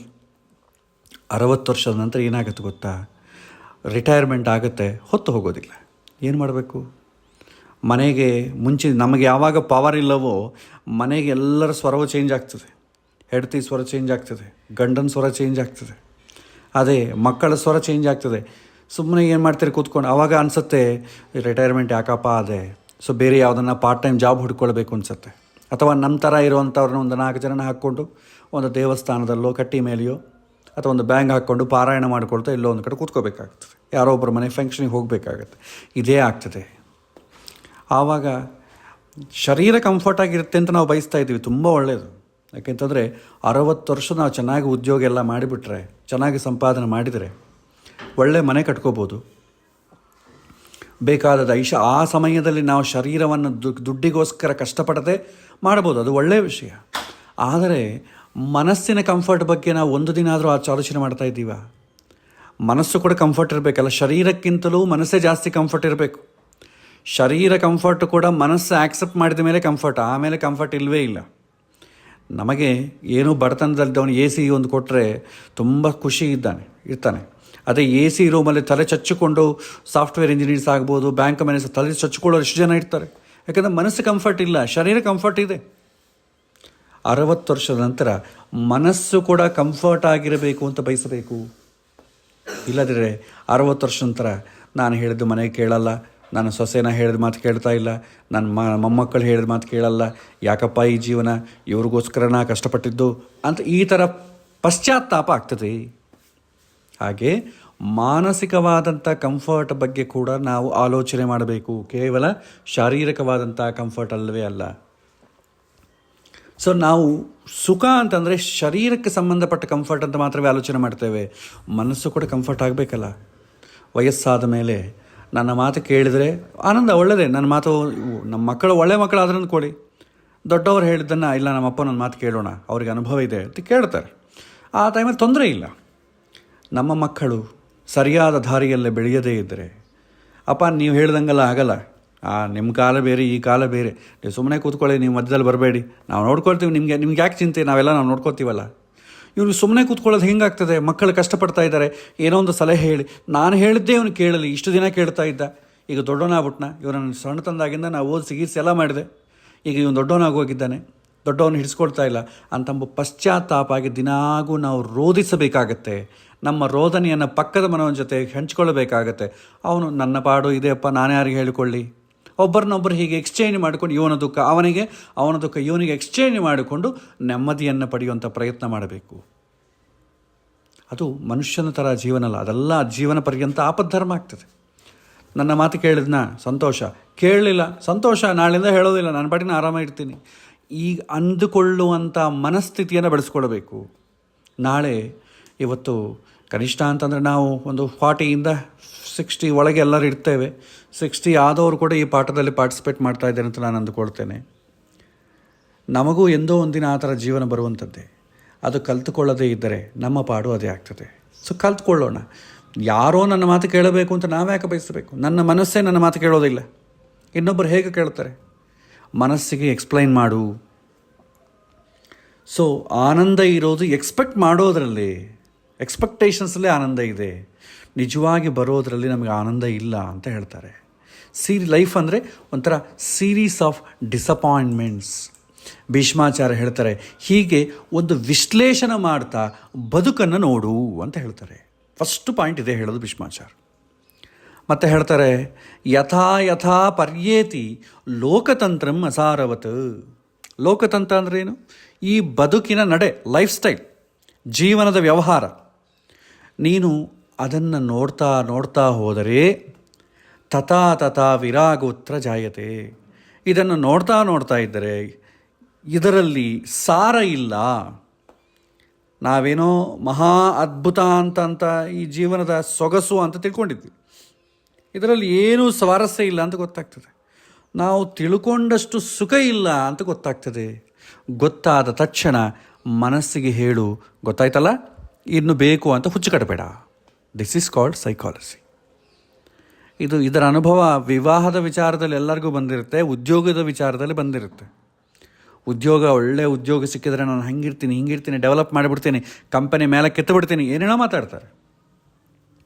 ಆಫೀಸಿಗೆ ಹೋದರೆ, ರಿಯಲ್ ಟೈಮಲ್ಲಿ ನಾವು ಹೋದರೆ, ಅಲ್ಲಿ ನಾವು ಅಂದ್ಕೊಂಡಂದು ಯಾಕಪ್ಪ ಬರ್ತೀವಿ, ಯಾಕಪ್ಪ ಈ ಆಫೀಸು, ಯಾಕಪ್ಪ ಈ ಉದ್ಯೋಗ, ಯಾಕಪ್ಪ ಈ ಕೋಡಿಂಗ್ ಮಾಡೋದು, ತಲೆ ಚಚ್ಚಿಕೊಳ್ತಾ ಇದ್ದೀನಿ, ನಾನೊಂದು ಮಾಡ್ತೇನೆ, ಅವನಿಗೆ ಬೇಕಾದ ನಾನು ಮಾಡಿಲ್ಲ ಅಂತಾನೆ ತಿನ್ನಾಗೋ ಜಗಳ ರಗಳ, ಯಾರಿಗೂ ಬೇಡಪ್ಪ ಈ ಉದ್ಯೋಗದ ಕಷ್ಟಗಳು ಅಂತ ಅಂದ್ಕೋತಾರೆ. ವಿವಾಹವೂ ಅಷ್ಟೇ. ಮದುವೆ ಮಾಡ್ಕೊಳ್ಳೋಕೆ ಮುಂಚೆ ಆಹಾ ಸಂಭ್ರಮವೇ ಸಂಭ್ರಮ. ತನ್ನ ಫ್ರೆಂಡ್ಸಿಗೆಲ್ಲ ಫೋಟೋ ಕಳಿಸಿ, ನಾನಿಂಥ ಹುಡುಗಿನೇ ಮದುವೆ ಆಗ್ತಾಯಿದ್ದೀನಿ, ಲಗ್ನ ಫಿಕ್ಸ್ ಆಗಿದೆ, ಮುಹೂರ್ತಕ್ಕೋಸ್ಕರ ನೋಡ್ತಾ ಇದ್ದೀವಿ, ಕಲ್ಯಾಣ ಮಂಟಪ ಇನ್ನೂ ಯಾವಾಗ, ಯಾರು ಕಂಡಿಟ್ರಪ್ಪ ಈ ಮುಹೂರ್ತಗಳು, ಇಷ್ಟು ಇನ್ನೂ ಬೇಗ ಮುಹೂರ್ತ ಇಲ್ವಾ, ಇಷ್ಟು ಕತೆಗಳು ಮಾತಾಡ್ತಾರೆ. ಮದುವೆ ಮುಹೂರ್ತ ಆಯಿತು, ಮದುವೆ ಆಯಿತು, ತಿಂಗಳಾಯಿತು, ಯಾಕಪ್ಪ ಬಸ್ ಇಷ್ಟೇನಾ ಜೀವನ ಅಂತ ಅನಿಸುತ್ತೆ. ಲೋಕತಂತ್ರಂ ಅಸಾರವತ್. ನಾವು ಯಾವಾಗ ಒಂದನ್ನು ಹೆಚ್ಚು ಹೆಚ್ಚು ಹಚ್ಚಿಕೊಳ್ಳುತ್ತೇವೋ ಅದರಲ್ಲಿ ಸ್ವಾರಸ್ಯ ಇಲ್ಲ ಅಂತಂದ್ರೆ ಏನು? ಮನಸ್ಸು ಕಂಫರ್ಟ್ ಇಲ್ಲ ಅಂತ ಗೊತ್ತಾಗ್ತದೆ. ವಸ್ತು, ವಿಷಯ, ವ್ಯಕ್ತಿಯಿಂದ ಅದು ಯಾವಾಗೂ ಕೂಡ ನಮ್ಮ ಮನಸ್ಸು ಹೇಳಿದಂಗೆ ನಡ್ಕೊಳ್ಳೋದಿಲ್ಲ. ಯಾವಾಗ ನಡೆದುಕೊಳ್ಳೋದಿಲ್ಲವೋ ಆವಾಗ ವಿರಕ್ತನಾಗ್ತೇವೆ. ಉದ್ಯೋಗ ಆಗಬಹುದು, ಹೆಂಡತಿ ಆಗಬಹುದು, ಗಂಡ ಆಗಬಹುದು, ಮಕ್ಕಳಾಗಬಹುದು, ತಂದೆ ತಾಯಿ ಆಗಬಹುದು. ನಮ್ಮ ಮನಸ್ಸಿಗೆ ವಿರುದ್ಧವಾಗಿ ನಡ್ಕೊಂಡಾಗ ನಮಗೆ ವಿರಸ ಆಗ್ತದೆ, ಬೇಡ ಅಂತ ಅನಿಸುತ್ತೆ, ವಿರಕ್ತಿ ಬರುತ್ತೆ. ಆವಾಗ ಅದರಿಂದ ದೂರ ಹೋಗಬೇಕು ಅಂತ ಅಂದುಕೊಳ್ತೇವೆ. ನನಗೆ ಯಾಕೆ ಈ ಕಷ್ಟ, ಜ್ಯೋತಿಷ್ ಹತ್ರ ಹೋಗೋಣ, ನನಗೇನು ಗ್ರಹ ಕಾಡಿ ಏನು ನಡೀತಾ ಇದೆ ನೋಡ್ರಿ ಆಚಾರ್ಯರೇ, ಗ್ರಹಗಳು ಕಾಡ್ತಾ ಇರೋದು ಗ್ರಹಗಳಲ್ಲ, ಮನಸ್ಸು. ಅರ್ಥ ಮಾಡಿಕೊಳ್ಳಬೇಕು. ಗ್ರಹಗಳು ಯಾರನ್ನೂ ಕಾಡೋದಿಲ್ಲ. ಗ್ರಹಗಳು ಕೇವಲ ಸೂಚಕಗಳು. ನೋಡಪ್ಪ, ನಿಂಗೆ ಕಷ್ಟದ ಸಮಯ ಬರ್ತಾ ಇದೆ, ಎಚ್ಚರ ವಹಿಸು ಅಂತ ನಮಗೆ ಹಿತವನ್ನು ಹೇಳುವಂಥ ಆತ್ಮೀಯವಾದಂಥದ್ದೇ ಗ್ರಹಗಳು. ಅವ್ರು ಏನೂ ಕಾಡೋದಿಲ್ಲ. ನಿಜವಾಗಿ ಕಾಡೋದು ನಮ್ಮ ಮನಸ್ಸೇ. ನಾವು ಹಿಂದೆ ಮಾಡಿದಂಥ ಕರ್ಮಗಳೇ ನಮ್ಮ ಮನಸ್ಸಿನ ರೋದನೆ ಮೂಲಕ ನಮ್ಮನ್ನು ಕಾಡ್ತವೆ. ನಾವು ಶಾಂತಗೊಳಿಸಬೇಕಾದ ಯಾವುದಕ್ಕೆ? ಮನಸ್ಸನ್ನು. ಗ್ರಹಗಳಿಗೆ ಶಾಂತಿ ಮಾಡೋದಲ್ಲ. ಸಮಸ್ತ ಶಾಂತಿಗಳು ಮನಃಶಾಂತಿಗೋಸ್ಕರ ಅಂತ ಹೇಳ್ತಾರೆ. ನೀನು ಆ ಗ್ರಹಕ್ಕೆ ಶಾಂತಿ ಮಾಡಿಸಪ್ಪ, ಈ ಗ್ರಹಕ್ಕೆ ಶಾಂತಿ ಮಾಡಿಸಪ್ಪ ಅಂತ ಹೇಳ್ತಾರೆ.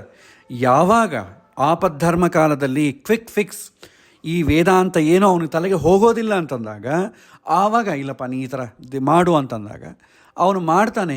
ಮನಸ್ಸು ಸ್ವಲ್ಪ ರಿಲೀಫ್ ಆಗ್ತದೆ.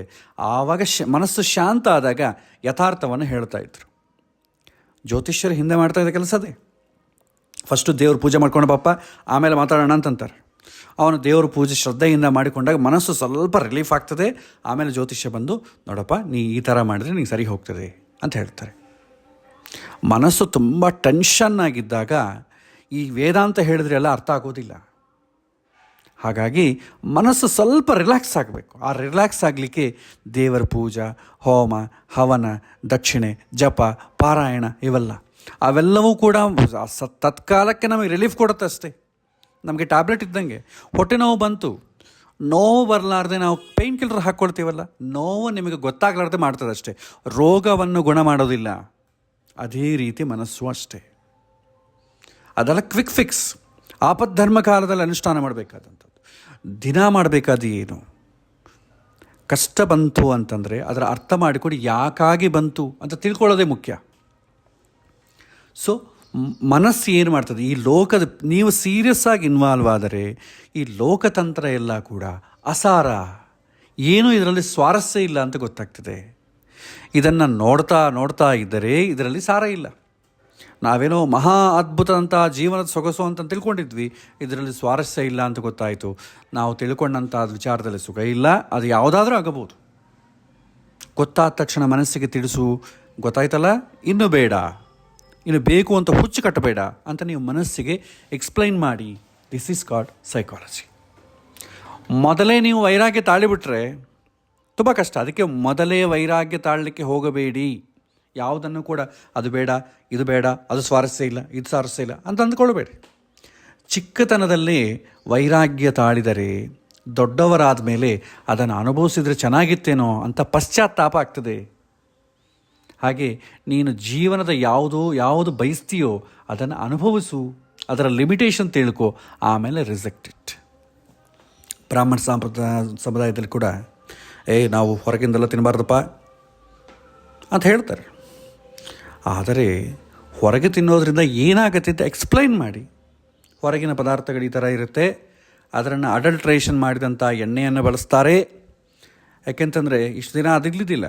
ತಿರುಪತಿ ಲಡ್ಡನ್ನೇ ಅಷ್ಟು ಪವಿತ್ರವಾದಂಥ ಪುಣ್ಯಕ್ಷೇತ್ರದಲ್ಲೇ ನಡೀತಾ ಇದೆ ಅಂತಂದರೆ ನೀವು ತಿನ್ನುವಂಥ ಹೊರಗಡೆ ದಿನ ತಿನ್ನುವಂಥ ಪದಾರ್ಥಗಳಲ್ಲಿ ಅಡಲ್ಟ್ರೇಷನ್ ಆಗಿರಲ್ವೇನೋ? ಆಗಲಿಕ್ಕೆ ಚಾನ್ಸ್ ಇದೆ. ಅದಕ್ಕೆ ಹೆಚ್ಚು ಮನೆಯಲ್ಲೇ ಮಾಡಿಕೊಂಡ್ರೆ ಒಂದು ಇತಿ ಮಿತಿ ಗೊತ್ತಿರ್ತದೆ. ಹೊರಗಡೆ ಮಾಡಿದರೆ ಅವನು ಯಾವ ಆಯಿಲ್ ಬಳಸ್ತಾನೆಯೋ, ಯಾವ ಪದಾರ್ಥ ಬಳಸ್ತಾನೋ ಗೊತ್ತಿಲ್ಲ. ಅದಕ್ಕೆ ಹಿಂದಿನವರು ಹೊರಗಡೆ ತಿನ್ನೋದು ಬಿಡು ಅಂತ ಹೇಳ್ತಿದ್ರು. ಹೊರಗಡೆ ತಿನ್ನಬಾರದು. ಯಾಕೆಂದರೆ ನಮ್ಮ ಮನೆಯಲ್ಲಿ ನಾವು ಪ್ರಿಪರೇಷನ್ ಮಾಡ್ಕೊಳ್ಳೋಕ್ಕೆ ನನ್ನ ಆರೋಗ್ಯಕ್ಕೆ ಏನು ಬೇಕೋ ನಾನು ಅದನ್ನು ಕನ್ಸಿಡರ್ ಮಾಡಿ ಪದಾರ್ಥಗಳು ತಯಾರು ಮಾಡ್ತೇನೆ. ಹೊರಗಿನವನು ಏನು ತಯಾರು ಮಾಡ್ತಾನೆ? ಅವನ ಉದ್ದೇಶ ಏನಿರ್ತದೆ? ಸಾಧ್ಯವಾದಷ್ಟು ನನಗೆ ಇನ್ಕಮ್ ಜಾಸ್ತಿ ಬರಬೇಕು, ಅದಕ್ಕೆ ತಕ್ಕಂತೆ ಆಹಾರ ಪ್ರಿಪೇರ್ ಮಾಡ್ತಾನೆ. ಅದು ಯಾವುದಾದ್ರೂ ಹೋಟೆಲ್ ಆಗ್ಬೋದು, ಮಠ ಆಗ್ಬೋದು, ದೇವಸ್ಥಾನ ಆಗ್ಬೋದು. ಹೊರಗಿನವ್ರದ್ದೇನು ರುಚಿ, ನಮಗೆ ಮನೆಯಲ್ಲಿ ಮಾಡೋದೇನೋ ರುಚಿ ಮುಖ್ಯ ಅಲ್ಲ, ಹೆಲ್ತ್. ಸೊ ನೀವು ಎಷ್ಟು ಹೆಚ್ಚು ಅಬ್ಸರ್ವ್ ಮಾಡಿದಾಗ ನಿಮಗೆ ಸತ್ಯ ಗೊತ್ತಾಗುತ್ತೆ. ಹಾಗೆ ಜೀವನದಲ್ಲಿ ಪ್ರತಿಯೊಂದು ವಿಚಾರ ಅನುಭವಿಸು, ಅದರ ಲಿಮಿಟೇಷನ್ ತಿಳ್ಕೊ, ಆಮೇಲೆ ರಿಜೆಕ್ಟ್ ಇಟ್ ಹೀಗೆ ಹೇಳ್ತಾರೆ. ಆದಮೇಲೆ ತಥಾ ವಿರಾಗೋತ್ರ ಜಾಯತೆ, ಆವಾಗೆ ಅದರ ಬಗ್ಗೆ ಇದ್ದಂಥ ಆಸಕ್ತಿ ಕಡಿಮೆಯಾಗಿ ಹೋಗ್ತದೆ. ಉದ್ಯೋಗದಲ್ಲಿ ಇನ್ವಾಲ್ವ್ ಆದಾಗ ಯಾಕಪ್ಪ ಉದ್ಯೋಗ, ಇದೆಲ್ಲ ಬೇಡಪ್ಪ ಅಂಥೇಳಿ ವೈರಾಗ್ಯ ಬರುತ್ತೆ, ಆಸಕ್ತಿ ಹೊರಟೋಗ್ತದೆ. ಮದುವೆ ಆದ ಮೇಲೆ ದಾಂಪತ್ಯ ಜೀವನದ ಮೇಲೆ ಆಸಕ್ತಿ ಹೊರಟೋಗುತ್ತೆ. ಪ್ರತಿಯೊಬ್ಬರಿಗೂ ನೋಡಿ ಅವರವರು ಕೆಲಸಗಳ ಮೇಲೆ ಸ್ವಲ್ಪ ದಿನ ಆದಮೇಲೆ ಆಸಕ್ತಿ ಹೊರಟೋಗುತ್ತೆ. ಯಾರೂ ಕೂಡ ನನ್ನ ಜೀವನದಲ್ಲಿ ನನ್ನ ಉದ್ಯೋಗ ನಾನು ತುಂಬ 100% ಎಂಜಾಯ್ ಮಾಡಿದೆ ಅಂತ ಒಬ್ಬರು ಕೂಡ ಹಾರ್ಟ್ ಮೇಲೆ ಕೈ ಹೇಳ್ಕೊಳ್ಳಿಕ್ಕೆ ಆಗೋದಿಲ್ಲ. ಪ್ರತಿಯೊಬ್ಬರೂ ಕೂಡ ಪಕ್ಕದವನು ಮಾಡಿದಂಥ ಉದ್ಯೋಗವನ್ನು ಪ್ರೈಸ್ ಮಾಡ್ತಾರೆ ಹೊತ್ತು ಅವನ ಉದ್ಯೋಗವನ್ನು ಪ್ರೈಸ್ ಮಾಡಲ್ಲ. ದೇವ್ರೇನಪ್ಪ ನಿಂಗೆ ಚೆನ್ನಾಗಿ ಕೊಟ್ಟಿದ್ದಾನೆ, ನಂಗೆ ತುಂಬ ಕಷ್ಟ ಕೊಟ್ಟಿದ್ದಾನೆ. ದೇವರೆಲ್ಲ ಕೊಟ್ಟಿದ್ರು ಕೂಡ ಪಕ್ಕದವನು ಹೊಗಳ್ತೀವಿ. ಯಾಕೆ ಅಂತಂದರೆ ಪಕ್ಕದವನ ಕಷ್ಟ ನಮಗೆ ಗೊತ್ತಿಲ್ಲ, ಆದರೆ ನಮ್ಮ ಕಷ್ಟ ನಮಗೆ ಗೊತ್ತಿದೆ. ನಮ್ಮ ಕಷ್ಟದ ಗೊತ್ತಿದ್ದರಿಂದ ಆಸಕ್ತಿ ಹೊರಟೋಗುತ್ತೆ. ಪಕ್ಕದವರ ವಿಚಾರದಲ್ಲಿ ಆಸಕ್ತಿ ಹೋಗೋದಿಲ್ಲ, ಯಾಕಂದರೆ ಅವ್ರ ಕಷ್ಟ ನಮಗೆ ಗೊತ್ತಾಗೋದಿಲ್ಲ. ನಾತ್ರ ಸಂಶಯ, ನನಗೆ ಸಂಶಯವೇ ಬೇಡ. ನೀನು ಜೀವನದಲ್ಲಿ ಸೀರಿಯಸ್ ಆಗಿ ಇನ್ವಾಲ್ವ್ ಆಗಿದ್ದರೆ ನಿನಗೆ ವೈರಾಗ್ಯ ಬರಲೇಬೇಕು. ಇಲ್ಲದಿದ್ದರೆ ನೀನು ಸೀರಿಯಸ್ ಆಗಿ ಇನ್ವಾಲ್ವ್ ಆಗಿಲ್ಲ ಅಂತ ಅರ್ಥ ಅಂತ ಭೀಷ್ಮಾಚಾರ್ಯರು ಹೇಳ್ತಾರೆ. ಇದರ ನಂತರ ಧರ್ಮರಾಜ ಮತ್ತೊಂದು ಪ್ರಶ್ನೆಯನ್ನು ಕೇಳ್ತಾನೆ.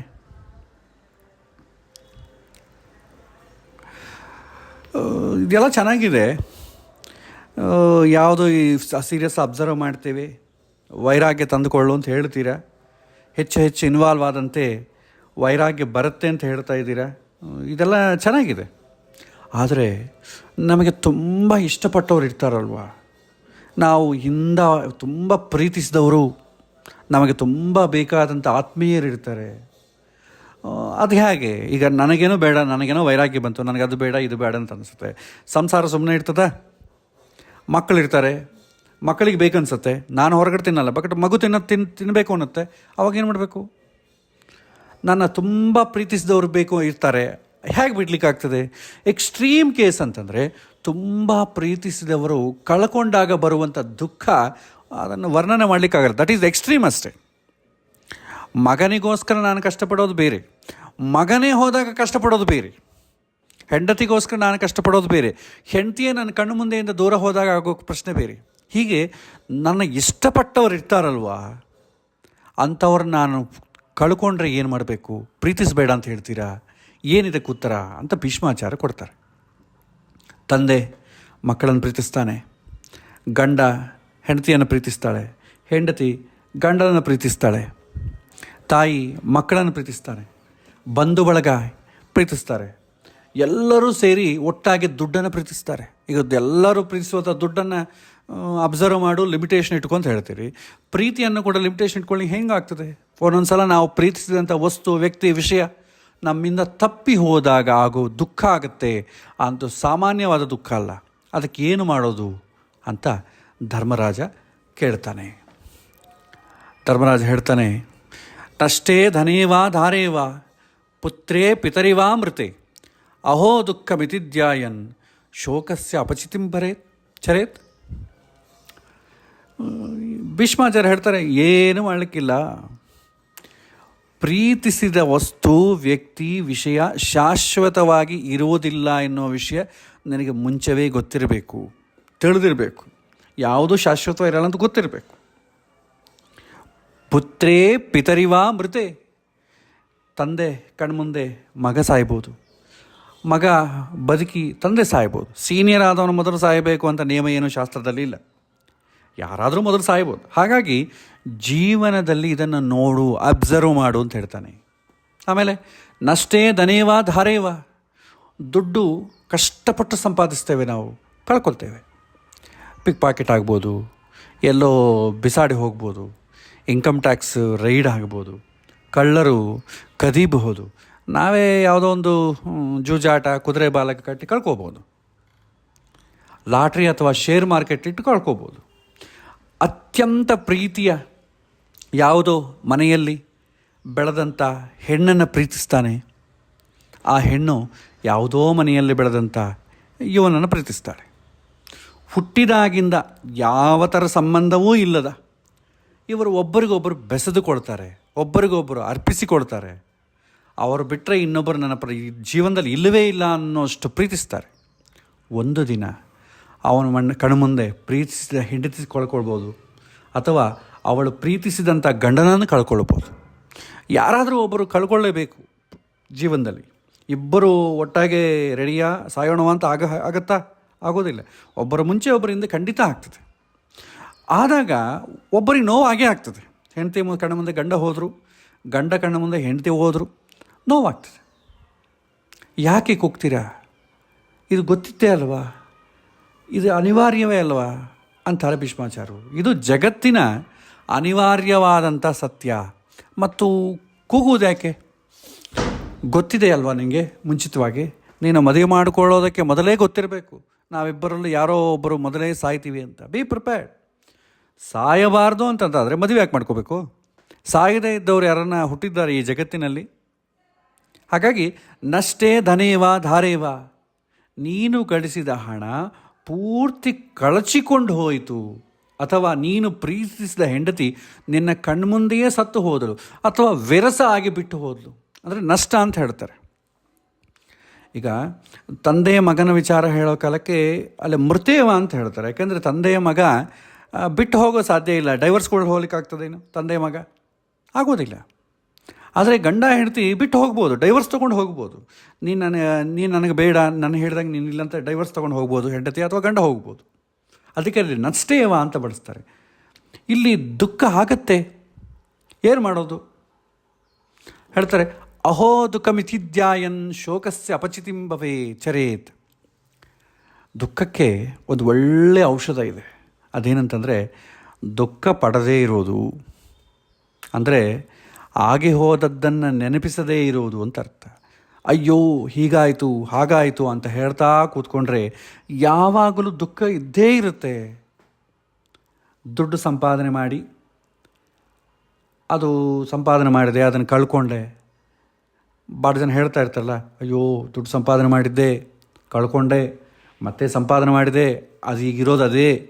ಆದರೆ ಆಗಿರೋದು ಕಳ್ಕೊಂಡಿದ್ದಿದ್ರೆ ಇನ್ನೂ ಸ್ವಲ್ಪ ಶ್ರೀಮಂತ ಆಗ್ತಿದ್ನಲ್ಲ. ಕಳ್ಕೊಂಡದ್ದನ್ನೇ ಹೇಳ್ತಾ ಇರೋದು ಇಡೀ ದಿನ.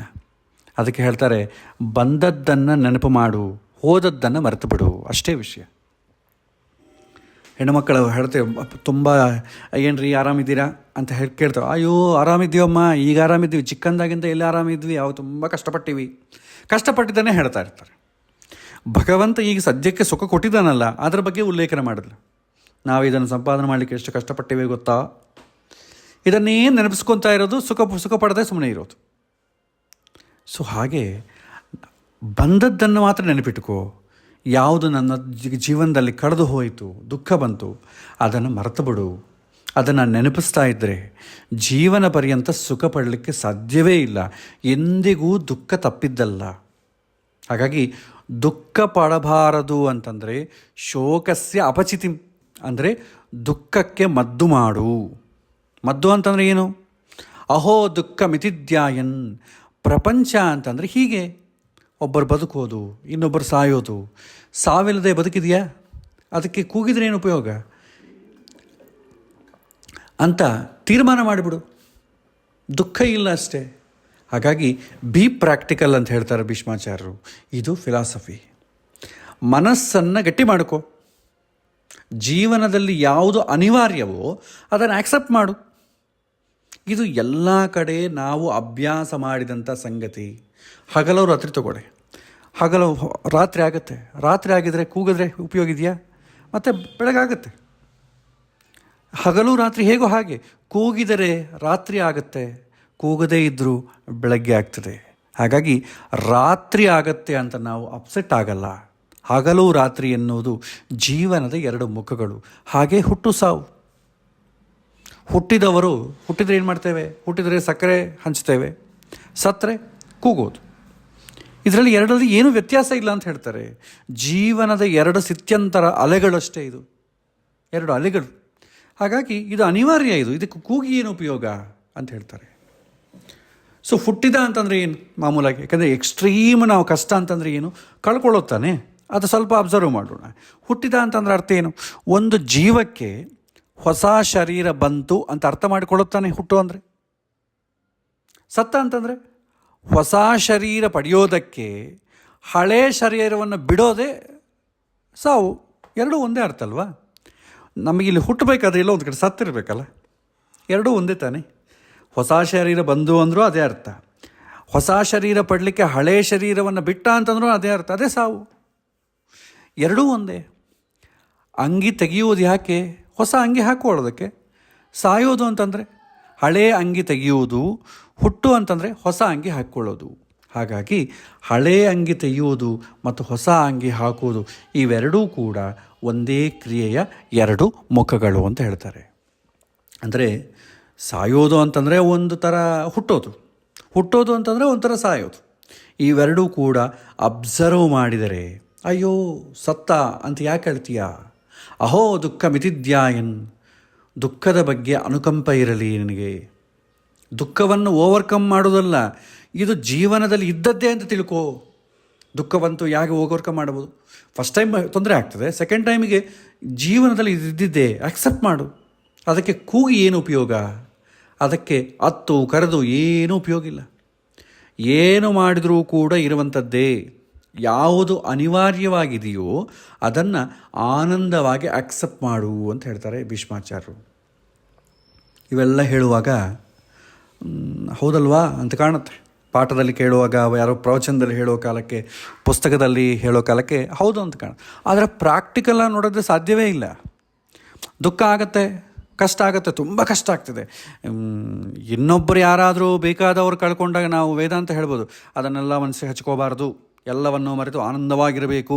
ಯಾರನ್ನು ಸತ್ತರೆ ಅವ್ರ ಹಿಂದೆ ನಾವು ಹೋಗ್ಲಿಕ್ಕಾಗುತ್ತಾ, ಸಮಾಧಾನ ಮಾಡ್ಕೋ, ಈ ಥರ ಹೇಳ್ಬೋದು, 108 ಹೇಳ್ಬೋದು.